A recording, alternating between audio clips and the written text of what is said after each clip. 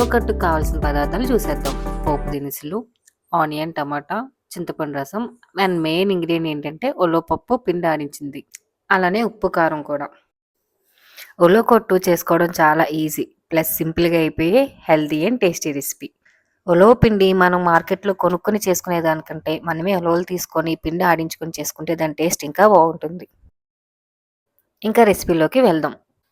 ముందుగా ప్యాన్లో నూనె వేసుకొని ఆయిల్ బాగా మరిగాక పోపు దినుసులు వేసుకోవాలి. అవి కూడా ఫ్రై అయ్యాక ఇంకా ఏముంది కట్ చేసుకుని ఆనియన్స్ వేసేసుకోవడమే. ఇప్పుడు ఆనియన్స్లో కొంచెం సాల్ట్ యాడ్ చేసుకొని ఆనియన్స్ని బాగా మగ్గనిద్దాం. ఆనియన్స్ ఫ్రై అవ్వగానే టమాటాస్ యాడ్ చేసుకోవాలి. ఎలానో టమాటాలు మగ్గడానికి టైం పడుతుంది కాబట్టి ఈ లోపు మనం ముందుగా నానబెట్టుకున్న చింతపండు నుంచి చింతపండు రసాన్ని తీసుకుందాం. టమాటాస్ బాగా ఫ్రై అవ్వగానే తగినంత ఉప్పు, కారం యాడ్ చేసుకోవాలి.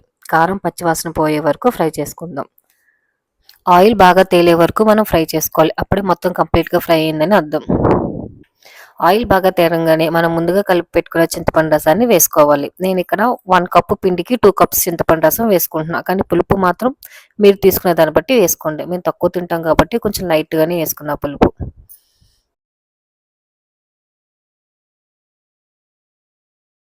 ఈ ఎసరు మరిగేలోపు మనం చేయాల్సిన చిన్న పని ఏంటంటే, మనం ముందుగా తీసుకున్న పిండిలో కొంచెం వాటర్ కలుపుకొని, ఎటువంటి ఉండలు లేకుండా బాగా పలచగా కలుపుకొని పక్కన పెట్టుకోవాలి.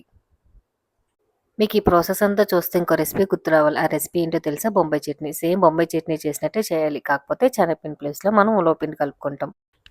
బాగా మసులుతున్న ఎసరులో మనం ఉలవ పిండిని ఉండలు లేకుండా కలుపుకోవాలి.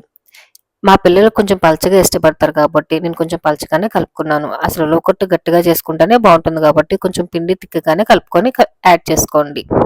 ఉలవ పిండి కలుపుకున్న తర్వాత దీన్ని లో ఫ్లేమ్‌లో ఒక 5-10 మినిట్స్ పడే వరకు కలుపుకోండి.